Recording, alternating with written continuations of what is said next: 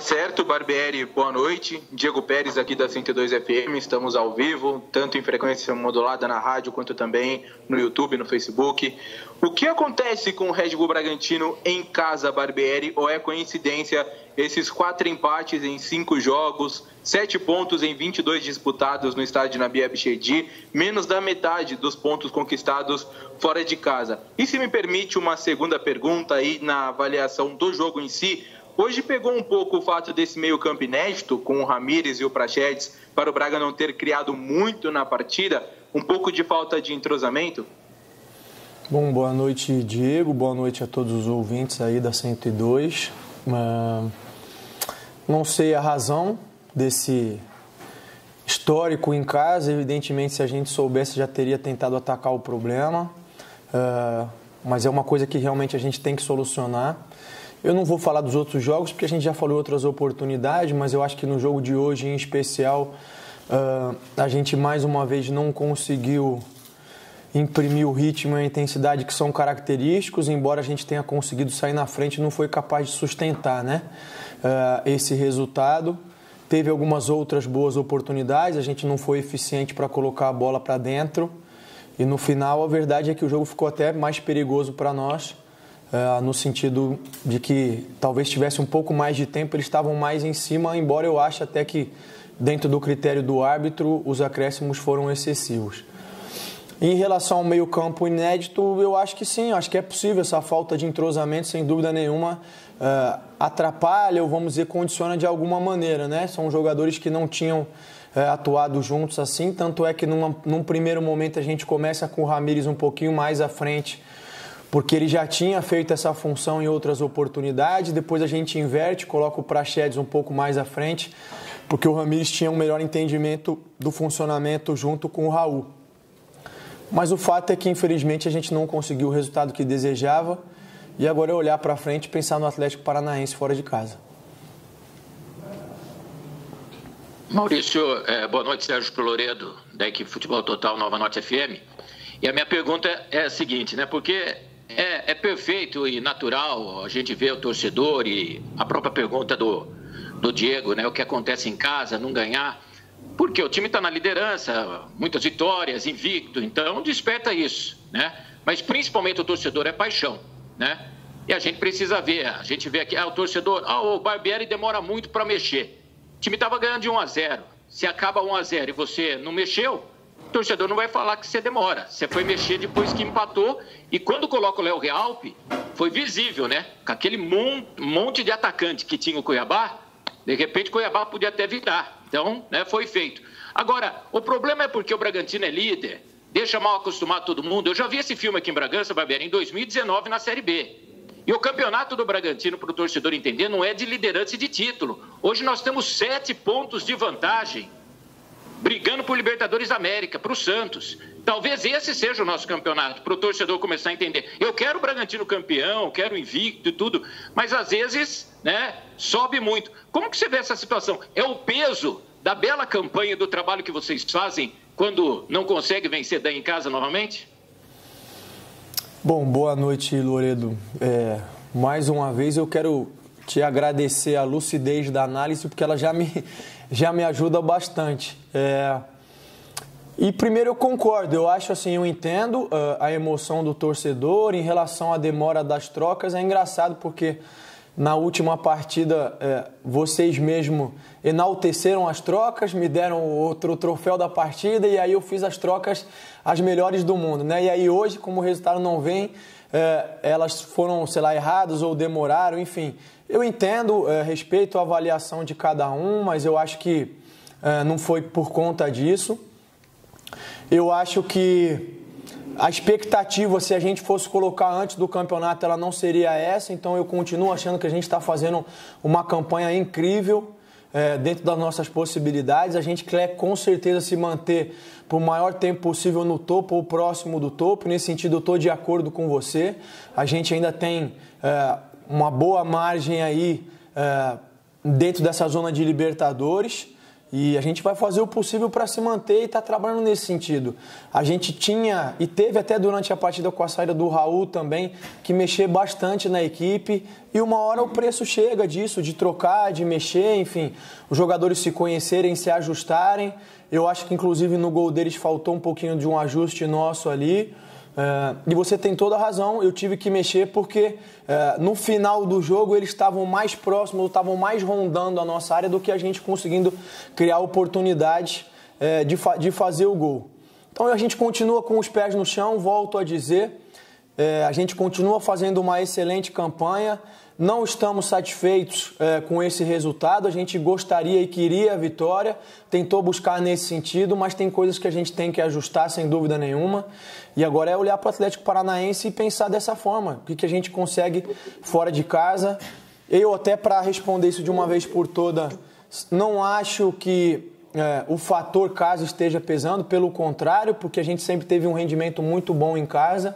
Eu acho que tiveram partidas em que a gente estava ganhando até muito próximo do fim e aí faltou sem dúvida nenhuma maturidade da nossa parte para conseguir sustentar o resultado. E eu acho que nas duas últimas partidas em casa a gente ficou aquém do que a gente tem conseguido apresentar fora em termos de criação, em termos de envolver o adversário, em termos de não deixar que ele crie oportunidades e por aí vai. Então é uma questão que a gente tem que buscar a solução sem dúvida nenhuma. Barbieri, boa noite. Bruno Crespo, Rádio Alfamix. Em cima dessa campanha espetacular, hoje o Bragantino completou 17 jogos invicto desde o ano passado ao seu comando, sem perder no Campeonato Brasileiro. Eu acho que é um número muito expressivo para comprovar o seu trabalho na frente da equipe. Mas você acredita que hoje o Bragantino deu muito espaço para o Cuiabá? E se você me permite uma segunda pergunta, faltou os seus extremos jogar um pouco mais hoje? Bom, boa noite. Eu acho que mais do que os espaços, eu acho que a gente errou muito na construção e aí a gente acabou dando muitas oportunidades de contra-ataque para a equipe do Cuiabá. Ficou claro que a proposta principal deles era essa. Então eu acho que a gente efetivamente acabou errando demais e acabou entrando num desgaste por ter que correr atrás muitas vezes. E isso ocasionou com que em alguns momentos a gente tivesse dado mais espaço do que deveria, sem dúvida nenhuma. Em relação aos extremos, eu acho que eles, mas não apenas eles, eu acho que no geral mais jogadores teriam condição de ter um desempenho melhor, né? Volto a dizer, eu acho que a gente como equipe não conseguiu fazer um jogo mais próximo do potencial que a gente tem. As oscilações vão acontecer, a gente já tinha falado em outro momento. Meu papel é agora entender por que isso aconteceu e tentar buscar soluções dentro das possibilidades que a gente tem. Então, o caminho é esse. Não adianta a gente ficar lamentando. Eu preciso agora analisar com calma, olhar o jogo novamente e tentar procurar fazer as melhores escolhas para enfrentar o Atlético Paranaense. Boa noite, Barbieri, Mário do Correio de Atibaia. A gente viu hoje no primeiro tempo que durante a partida, no primeiro tempo, só teve uma finalização a gol, que foi justamente o do Praxedes, né, na partida, contando as duas equipes. Qual que você vê, depois do segundo tempo, com a evolução na partida, qual que foi o principal fator para o Bragantino hoje sair com esse empate, aí, com esse gosto amargo, que foi quase uma derrota, né? Eu acho que no primeiro tempo ficou nítido que eles estavam se defendendo muito, com muita gente dentro da área. A gente não conseguiu realmente finalizar, mas a gente teve grandes oportunidades em bolas cruzadas que a gente poderia, de repente, ser um pouco mais agressivo e conseguir ser um pouco mais eficiente e contundente. Eu acho que se a gente tivesse aproveitado um pouquinho melhor as construções, as oportunidades, a gente podia claramente sair com 2-0 a favor, talvez até mais, né? No segundo tempo, realmente a gente caiu e aí rondou a área deles, mas não foi capaz de criar oportunidades claras. Eles tiveram algumas, mas mais em situações de erros nossos e contra-ataques. Enfim, eu acho que as trocas deles acabaram surtindo um efeito maior, no sentido de elevar um pouquinho a intensidade. Não vi nada de muito elaborado, mas eles conseguiram fisicamente empurrar a gente um pouquinho para trás e condicionar um pouco o jogo nesse sentido, né? E é uma questão que a gente tem que resolver, sem dúvida nenhuma. Eu acho que esse foi o ponto principal, são questões que a gente tem que melhorar. Barbieri, boa noite, é o Danilo do GE. Eu queria que você falasse um pouco sobre o Bruno Prachetes. Hoje ele entrou numa posição um pouco diferente, né, em relação ao último jogo, que ele jogou mais pela ponta, hoje ali mais pelo meio. Queria que você fizesse uma avaliação dele nessas duas posições aí que você usou ele. Como que você vê esse início dele aí no Bragantino? Boa noite, Danilo. Eu acho que é um início positivo. Eu falei na última oportunidade, né, na ocasião, que a gente fez uma escolha em função da maneira do adversário jogar e ele entendeu muito bem, conseguiu cumprir com maestria. Hoje também eu acho que ele fez um bom jogo. A gente precisa lembrar que desde a chegada dele a gente nunca teve uma semana aberta de treinos, então está sempre treinando com uma parte reduzida do elenco. No caso, como a gente jogou hoje, a exemplo, né, amanhã a gente vai treinar aqueles que tiveram menos de 45 minutos, né? Então é um elenco reduzido, eu fico limitado nas ações do que eu tenho que fazer, mas mesmo assim a gente tem que procurar dar as informações. Ele tem assimilado, é um jogador bastante inteligente. Não tenho dúvida de que com o decorrer do tempo, com as sessões de treino, ele vai entender cada vez mais a nossa forma de jogar e vai crescer ainda mais. Fez um gol bonito, um gol importante para nós, está no caminho certo. Barbieri, boa noite. Angelito da TV Band Campinas. Eu sei que você já falou e eu vou vou tornar repetitivo aqui. Mas são 4 empates dentro de casa, né? A pergunta é excesso de confiança quando joga em casa e quando joga fora, os jogadores têm uma outra visão de como entrar em campo? Eu não sei te dizer se é excesso de confiança. Eu acho, mais uma vez, que a gente tem que analisar os jogos 1 a 1, né? Eu acho que tanto no jogo contra o Ceará como nesse jogo, a gente veio de um jogo fora de casa muito intenso, de elevado nível e com o tempo mínimo de recuperação. E eu acredito que isso é um fator importante para a gente não conseguir imprimir a intensidade e o ritmo habitual, né? Só vale lembrar que contra o jogo contra o São Paulo a gente fez em altíssimo nível, muito alta intensidade, então já esperava que a gente tivesse um pouco de dificuldade. Até eu achei que com as mexidas a gente pudesse sustentar um pouco mais. Não sei se por conta disso ou pelo desenvolvimento do jogo a gente não foi capaz. Mas eu estou atento a todos os números, estou atento a esse histórico em casa. A gente vai procurar agora analisar com calma e encontrar soluções. Concordo com você, não sei se a palavra seria excesso de confiança, mas acho que a partir do momento que a gente abriu o placar, a gente precisava ser um pouquinho mais contundente, precisava buscar um pouquinho mais, tentar definir o jogo fazendo o segundo gol. Eu acho que a gente criou não oportunidades claras, mas boas chances em bolas cruzadas e não conseguiu aproveitar. E aí depois o jogo foi tomando um rumo, quando a gente tomou o gol que acabou ficando perigoso. E no final a gente fez até a opção de tentar segurar um pouquinho o ímpeto deles e se tivesse a oportunidade, claro, fazer o gol. Fechando um pouquinho mais a equipe, a gente conseguiu esse um ponto aí que não era o que nós queríamos, mas é um ponto importante. Barbieri, Ana do Bragança em Pauta. Hoje a gente acaba aí com o resultado do Palmeiras e o nosso resultado, o Bragantino acaba perdendo aí a liderança para um time que está na zona de rebaixamento e no sábado enfrenta aí o Atlético Paranaense numa briga pelas primeiras posições. Só que daí na quarta-feira você já tem um confronto pela Sul-Americana, né? Um mata-mata. Qual vai ser a prioridade? A gente sabe que você costuma falar que não tem prioridade, mas tem que fazer boas escolhas. Como que você vai trabalhar essas boas escolhas sem Claudinho, sem Léo Ortiz, talvez sem o Raul?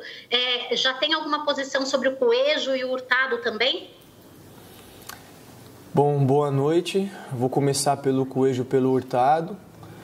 As coisas estão caminhando, eu ainda não tenho uma posição definitiva, mas elas estão andando.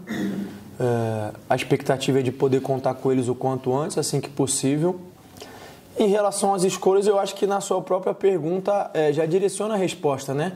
A gente tem um grande número de ausências aí, o que acaba limitando um pouquinho o rol das escolhas que eu tenho. A ideia, como sempre, agora é avaliar. O Raul saiu ali durante o jogo, a gente precisa ver se ele vai ter condição ou não. Eu preciso entender como é que os outros jogadores vão se apresentar para poder fazer a melhor escolha, mas não tenho vamos dizer assim, uma gama ampla para mudar muito a equipe, até em função do que a gente tem de opções para o jogo. A ideia é sempre fazer as melhores escolhas. Eu acho que, sem dúvida nenhuma, o tempo de recuperação desse jogo para o Atlético Paranaense é um intervalo mais curto, e aí é uma vantagem do Atlético. E a gente tem, coincidentemente, nas últimas rodadas aí pego muitas equipes que estão tendo um descanso maior do que a gente.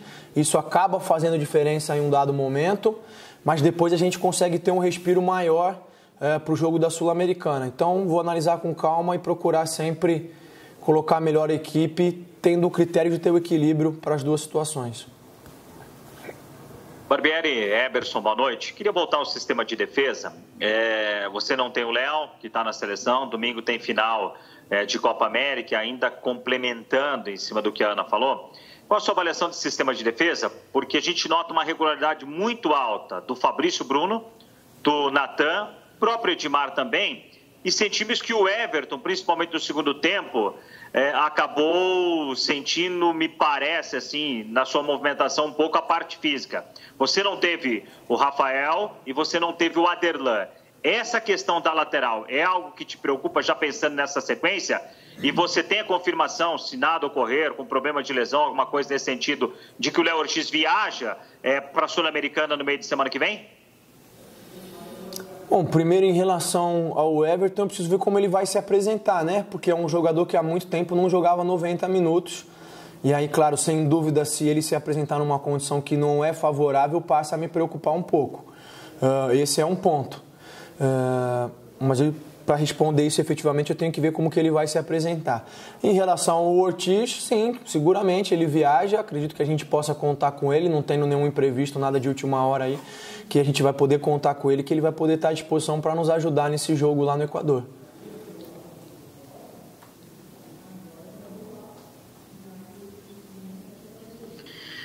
Maurício, boa noite. Prazer em ouvi-lo, é Silvio Loredo. Depois de um longo e tenebroso inverno, estou de volta aqui. É um prazer muito grande ouvi-lo e estar participando aí da entrevista coletiva. E na nossa pré-jornada, nós recebíamos aqui resultados, o torcedor dizendo, vai ser 5-0 fora o baile, 4-0 fora o baile, 3-0 fora o baile. E eu dizia aqui, nós não vamos enfrentar a galinha morta. No Campeonato Brasileiro da Série A não tem galinha morta. E o Cuiabá, de 5 jogos fora de casa, hoje empatou o quarto e só perdeu para o Fluminense no Rio. Empatou com o São Paulo, estando atrás do marcador e foi buscar, empatou com o América, empatou com o Sport. Então é um time que tem sim suas virtudes. Está lá embaixo do campeonato, é consequência. Pelo menos analiso e penso dessa forma. Então o jogo, ele teve esse tipo de dificuldade. E eu sou mais simples até, dentro dessa teoria. Eu acho que a coisa é simples de entender. O Bragantino não jogou bem, não ganhou. É uma coisa que acontece. Não vai ganhar de todo mundo, não vai atropelar todo mundo. Agora, eu gostaria que você falasse até que ponto, eu sei que você não gosta de falar muito individualmente, mas a saída do Raul, logo no primeiro minuto do segundo tempo, atrapalhou até os planos. Porque eu classifico o Raul como um monstro nesse meio campo do Bragantino. O que ele desarma, o que ele arma. O lance do gol começou com o Cleiton e com ele lá atrás. Então, até que ponto a saída dele desarticulou o time e acabou até influenciando nesse resultado, que acaba não sendo muito bom, não sendo satisfatório em casa, Maurício? Bom, primeiro, acho que você foi muito feliz na sua análise, concordo em relação à equipe do Cuiabá. É uma equipe que tem essa postura de se defender com muitos jogadores e as outras equipes têm tido dificuldade de criação, mesmo no jogo que eles perderam para o Flamengo e a gente fez a avaliação desse jogo. O Flamengo fez um gol num erro de saída deles, não conseguiu criar grandes oportunidades e depois foi definindo 2-0 já no final do jogo, né? Então é uma equipe que tem essa proposta de se defender bem. A gente sabia, e eu até comentei isso antes do jogo, que ia ser um jogo diferente do que tinha sido na última partida, nem por isso mais fácil, nem por isso mais difícil, enfim, é mais um jogo que a gente tinha que ter uma postura diferente. E eu acho que a gente tentou buscar, mas não conseguiu a eficiência que a gente deveria para conseguir o resultado que a gente veio buscar. Em relação à saída do Raul, como você frisou bem, é um jogador importantíssimo para a gente. Para mim, na posição hoje, é um dos melhores. atuando no Brasil. É um jogador que tem uma capacidade de desarme, de marcação fantástica. Além disso, consegue contribuir na construção do jogo.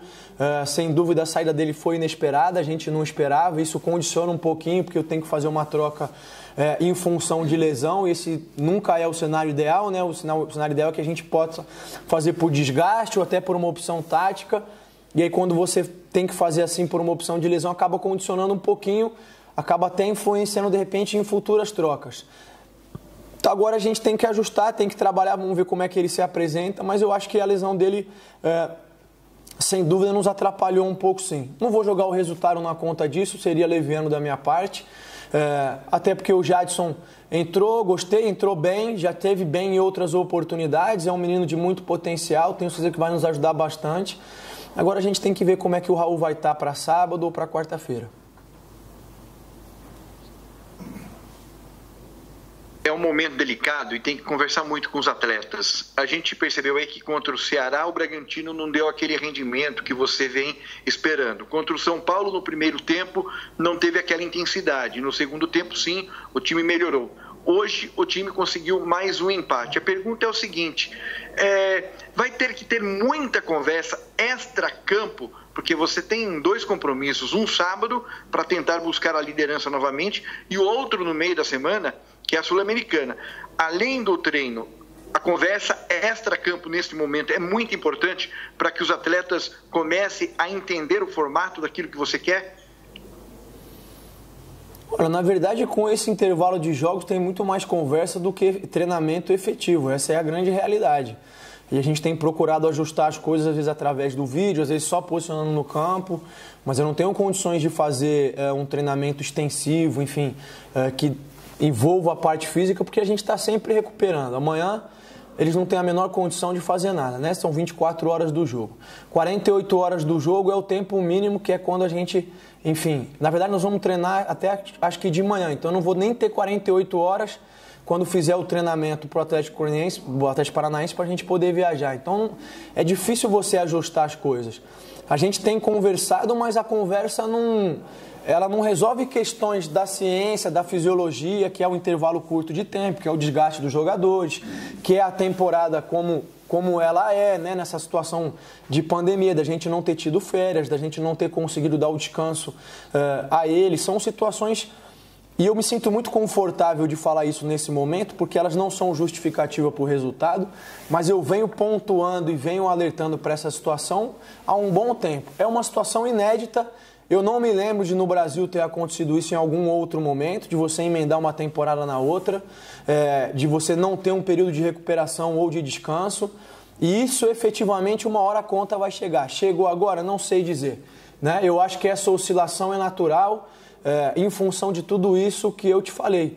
A conversa no sentido de focar, da mentalidade, do espírito de vencer, a gente tem feito sempre e os jogadores têm demonstrado isso. Não tem faltado entrega, não tem faltado vontade. Hoje não faltou entrega e vontade, hoje faltou acertar um pouco mais. Eu acho que a gente errou demais, a gente não conseguiu ser eficiente, a gente não conseguiu ser criativo como poderia, e essa questão de ser eficiente, da eficiência, da criatividade, dos erros técnicos, elas estão muito mais vinculadas a uma situação de desgaste, tanto físico quanto mental, do que uma situação anímica de motivação, de predisposição, de vontade de vencer, né?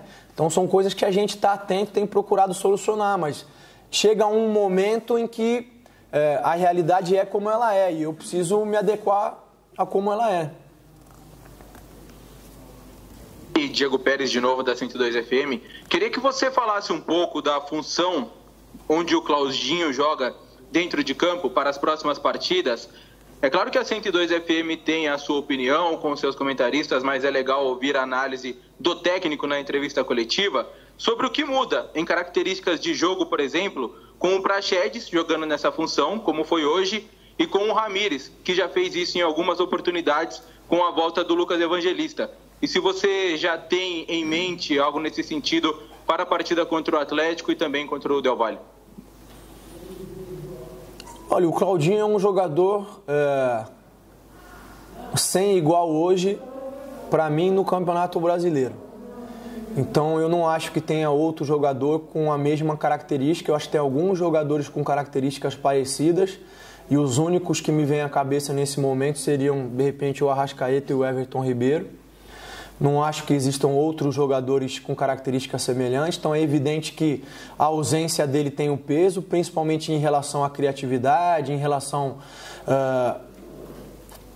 à leitura de jogo, a capacidade técnica que ele tem. O Praxedes e o Ramires são dois ótimos jogadores, mas tem uma característica um pouquinho diferente. Os dois se sentem mais confortáveis vindo um pouco mais de trás do que efetivamente jogando mais próximo do atacante lá e muitas vezes de costas. Então a gente tem que avaliar e encontrar soluções. Quem mais se assemelha, mas ainda está num processo de um pouquinho maior de desenvolvimento é o Pedrinho. Tem uma característica um pouquinho mais próxima do Claudinho, então os três são opções. A outra opção ou as outras opções passam por a gente mudar um pouquinho a estrutura de jogo, o sistema, como a gente já fez em outros momentos, com o Claudinho e até sem o Claudinho. Mas aí isso é em função do adversário, em função da análise que a gente faz, da leitura de como o adversário provavelmente pode vir para nos enfrentar. Então, nesse sentido, e por tudo que eu falei em relação à questão da recuperação, de esperar os jogadores se apresentarem, eu não consigo, nesse momento, te dizer se eu tenho uma ideia já para sábado e tanto para quarta-feira, né? A gente tem jogadores aí que têm sido fundamentais para a gente, têm sido os pilares da equipe, a ideia é sempre contar com eles, mas eu preciso ver como eles vão se apresentar, todos eles, e aí procurar, além da escolha individual, fazer escolhas em que fortaleçam o coletivo, né? Em que um jogador ajude o outro a se sobressair. É nesse sentido que a gente vai caminhar.